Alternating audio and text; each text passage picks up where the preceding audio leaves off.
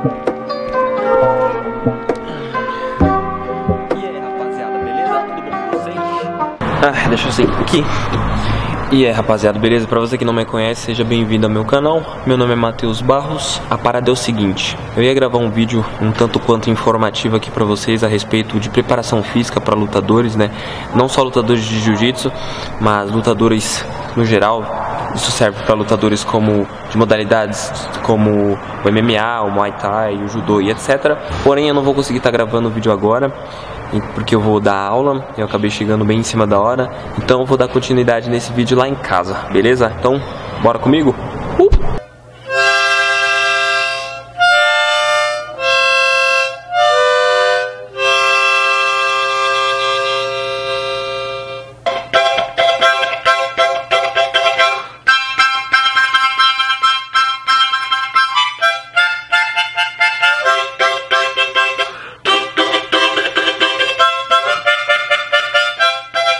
Que viagem é essa, velho? Então, galera, estou de volta aqui no meu quarto dessa vez. Estava lá na academia, como eu disse, não consegui dar continuidade no vídeo. Então vamos lá, dando continuidade no assunto. O que eu queria falar aqui com vocês é um vídeo rápido, um vídeo informativo, um tanto quanto resumido aí, não vou me aprofundar muito, mas eu acho que vai ser interessante para você que treina jiu-jitsu, Muay Thai, MMA ou qualquer modalidade esportiva de combate. E o que eu quero falar nesse vídeo é que é uma dica, na verdade, é essencial para vocês, atletas de qualquer que seja a modalidade, seja você um atleta amador ou profissional, é que é importante sim, você precisa levar em consideração que você precisa fazer outros tipos de treinamento que não sejam da própria modalidade em si. O que eu quero dizer com isso? Você precisa sim treinar força, potência, flexibilidade, condicionamento físico, treinamento aeróbio, anaeróbio e etc. Muitos atletas deixam de ser mais fortes, de produzir mais potência em determinado movimento, uma queda, um chute, porque eles deixam de treinar essas capacidades físicas, ou seja, essas manifestações de força. E isso acaba que deixando eles em prejuízo, eles ficam prejudicados com o seu desempenho na luta e por vezes ou outra pode até levar ao resultado negativo da competição, da luta e etc. Então é importante que o atleta, junto com o seu treinador, é claro, faça uma periodização do treinamento e com isso ele adapte o seu treinamento, né, de acordo com o seu calendário competitivo. Então é importante que você faça um treinamento visando força, visando potência muscular e várias outras capacidades físicas que vão, querendo ou não, melhorar o seu desempenho durante uma competição em específico ou uma luta. Para você que não está entendendo o que eu estou falando, espera lá que eu vou explicar rapidinho, bem resumidamente. Nós temos vários tipos de manifestações de força, que é a força máxima, ou seja, a capacidade de gerar força em um determinado movimento, que normalmente essa força ela é mensurada, ela é não treinada, né? Ela é mensurada por uma repetição máxima em exercícios como agachamento, supino ou deadlift, né? Que é o levantamento terra. Nós temos também a força isométrica, que é aquela força que você faz sem movimentar nenhuma articulação. Por exemplo, se você segura aqui um determinado tempo, né, fazendo uma determinada força, você está fazendo uma força isométrica. Você está em isometria porque a sua articulação não está fazendo nenhum movimento. Nós temos a força rápida, que é conhecida aí como a potência, né, muscular, mas há uma leve diferença aí, só para dar uma dica para vocês, há uma leve diferença entre potência muscular e potência mecânica. Potência muscular, na verdade, é a capacidade que um determinado músculo em específico tem de gerar força. Isso é o potencial de gerar força daquele músculo. Isso é potência muscular.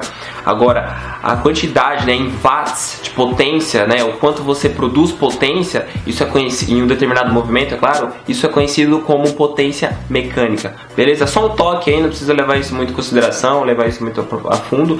Mais pra frente eu explico mais sobre isso, mas é basicamente isso, ok? Para não haver muita confusão nos termos. E é claro, também nós temos a resistência de força, que geralmente é um tipo de manifestação de força que nós trabalhamos quando a gente está no começo dos treinamentos de musculação e a gente faz mais repetições com a carga menor e a gente está treinando resistência de força, né? Isso visando hipertrofia, é claro. Então, dessa forma, tanto nos esportes de combate como MMA, o Muay Thai, o Jiu-Jitsu, o Judô, etc., qualquer que seja a modalidade de combate, há uma manifestação dessas forças como um todo.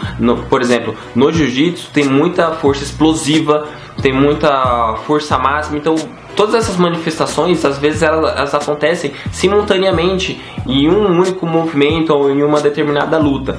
Então é importante sim que você as treine, mas as treine de forma separada, né? Não somente no treino específico ali da modalidade, da luta. Porém, essas manifestações de força, elas precisam ser treinadas especificamente de acordo com a modalidade que você pratica.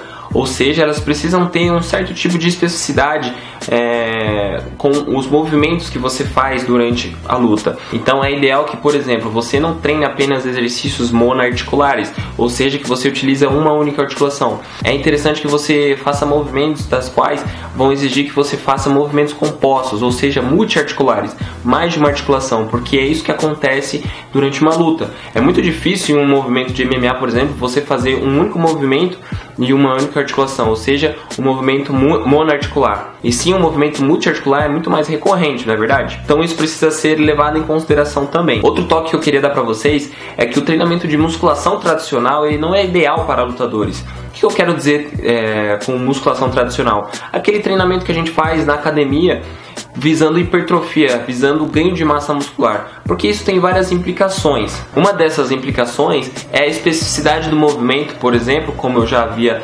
comentado com vocês sobre a especificidade da articulação, uma articulação apenas, e você movimentar, fazer exercícios multiarticulares é muito melhor, como o agachamento, o supino, né, ou até mesmo levantamento terra, entre outros. Uma outra implicação com isso, de você fazer exercícios visando a hipertrofia muscular, é que com isso, com o ganho de massa muscular, você ganha peso.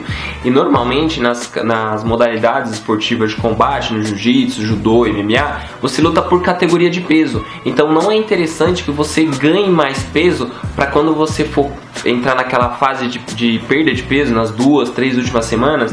Isso vai te prejudicar muito, porque você ganhou um peso extra, além do que você já tinha. Então vai ser muito mais difícil de você bater o peso da categoria que você luta normalmente. Então não é interessante que você faça esses exercícios visando hipertrofia muscular por conta disso principalmente. É claro que as implicações, os problemas com treinar a musculação tradicional aí para lutadores não se limitam só a isso, só a esses problemas. Tem várias outras implicações com esse tipo de treinamento. Então eu treino jiu-jitsu, eu não posso fazer musculação. Eu treino judô, eu não posso fazer musculação. Não disse isso. Você pode treinar, desde que, se você é um atleta que é amador, ou seja, se você pratica o jiu-jitsu ou qualquer outra modalidade por hobby, tudo bem você fazer a musculação tradicional, não vai ter problema nenhum. Agora, se você compete, se você é um atleta competidor, jiu-jitsu, judô, um atleta de MMA, por exemplo, isso vai gerar algumas implicações como as quais eu falei. Então, mesmo assim, não é interessante que o atleta faça esses tipos de exercícios visando hipertrofia? Pode até ser, porém em determinados períodos da periodização do treinamento de cada atleta. O que eu quero dizer com isso? Todo treinamento ele deve ser planejado de acordo com o calendário competitivo do atleta, seja de jiu-jitsu, MMA ou qualquer outra modalidade. O treinamento, a periodização, ou seja, o planejamento do treinamento, ele tem que ser de acordo com as competições do atleta, ou seja, com o calendário competitivo. Então, se você vai lutar daqui 3 meses, por exemplo, que geralmente é uma fase de preparação para uma luta de MMA, você tem que sentar com o seu treinador e falar: nós vamos treinar isso nessa fase, isso nessa outra fase, e no período pré-competitivo nós vamos fazer dessa forma. Essas fases na periodização do treinamento são conhecidas como microciclos, que são semanas de 7 dias a 10 dias mais ou menos, ou pode ser consideradas fases de semanas, 1 ou 2 semanas. Nós temos os mesociclos, que são de 4 semanas a 6 semanas, ou seja, 1 mês, 2 meses, geralmente são considerados 1 ou 2 mesociclos, e o macrociclo, que é toda a preparação, toda a fase preparatória como um todo. Então 3 meses pode ser pode ser considerado como o macrociclo ali do treinamento. Então o treinamento deve ser baseado em tudo isso, em micro, meso e macro ciclos, e de acordo com o calendário competitivo do atleta. Então vai ter períodos ali no seu calendário competitivo, na sua periodização do treinamento, que você vai treinar força, você vai focar mais no treino de força. Em outros períodos você vai focar mais na preparação, no treinamento de potência muscular.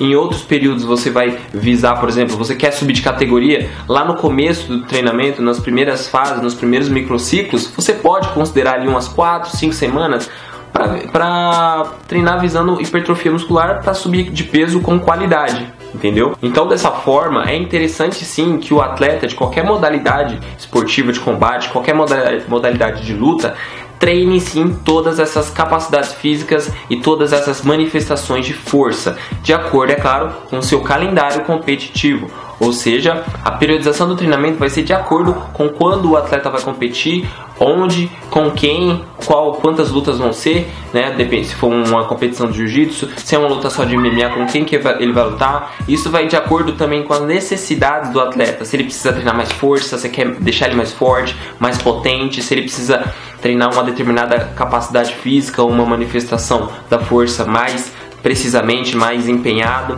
Então isso você precisa sentar e conversar com o seu treinador para montar e planejar todo o seu treinamento, ou seja, periodizar o seu treino. Bom, não são muitos os estudos que são publicados, né? Nós não temos muitos estudos relacionados a artes marciais, a fases preparatórias, a questão de treinamento de força muscular, treinamento de flexibilidade, etc. Porém, tem alguns artigos que podem nos ajudar a ter diretrizes aí para nos direcionar bem na hora de planejar um treinamento para um lutador. Por exemplo, o autor Silva e colaboradores publicou um artigo chamado Brazilian Jiu-Jitsu Aspectos do Desempenho. Esse artigo foi publicado na Revista Brasileira de Prescrição e Fisiologia do Exercício no ano de 2012. E em um dos tópicos que ele aborda no trabalho, ele preconiza, né, e corrobora com tudo isso que eu falei para vocês, que a força muscular ela pode ser considerada como uma das principais capacidades físicas do lutador a serem desenvolvidas durante o processo de treinamento, né, do atleta ali de jiu-jitsu, por exemplo. E ele ainda destaca que é difícil nós determinarmos qual é o tipo de manifestação de força mais importante para ser treinada no jiu-jitsu. Haja visto que todas essas manifestações são relatadas, né, durante todo o treinamento, durante as lutas dessa modalidade, por exemplo. Um outro artigo publicado pela National Strength and Conditioning Association, ou seja, a Associação Nacional de Força e Condicionamento, publicou um trabalho de James com o título An Evidence-Based Training Plan for Brazilian Jiu-Jitsu, ou traduzido livremente para o português, uma evidência baseada no planejamento de treinamento para o Brazilian Jiu-Jitsu. Corroborando com o que eu havia dito, então, que o atleta em si de jiu-jitsu, por exemplo, deveria levar em consideração o seu calendário competitivo para planejamento do seu treinamento, ou seja, para sua periodização. E uma vez que os eventos, ou seja, que as competições são delimitadas, são definidas, o treinamento pode ser então planejado e as cargas de treinamento vão ser então manipuladas, vão ser planejadas de acordo ali com o nível de competição do atleta, para que isso gere um estímulo suficiente para treinar o atleta e diminuir os níveis de fadiga. Bom, galera, então é isso, espero que tenham gostado do vídeo, um vídeo um pouquinho mais informativo, voltado aí à área de preparação física, né, para lutadores, seja de MMA, Muay Thai, Jiu-Jitsu, Judô e etc. Espero que essa dica tenha ajudado vocês de alguma forma. Consequentemente, vou tentar gravar outros vídeos mostrando como opções de treinar força muscular, opções de como treinar a potência muscular, em quais fases da periodização melhor encaixar esses tipos de treinamento, quando treinar força, quando treinar potência, quando treinar mais a capacidade anaeróbia ou aeróbia, dependendo da modalidade. Então tudo isso é muito complexo, né? Não dá para em um vídeo simplesmente explicar como fazer uma preparação física para um lutador de uma determinada modalidade, né?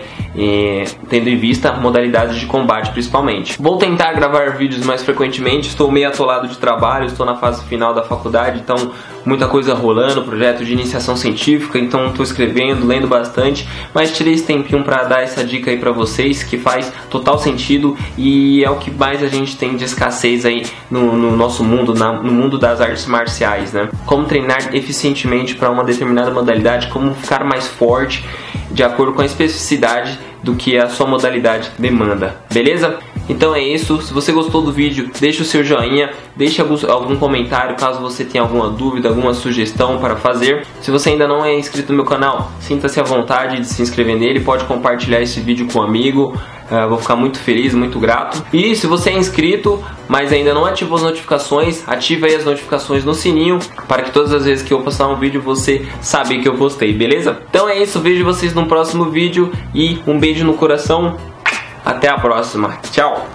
Bang bang pow, what I do is magic. I hop on the track and he get the spaz and rip and break the shit till he get the crack and all hell breaks loose when I get the packing. Got flows all day, you can check my notes. No interruptions when I'm in my zone. You hate what is real, but you'll never know how real I get when I'm in control. Damn, it's back to the basics. Remember when I would be rapping in basements?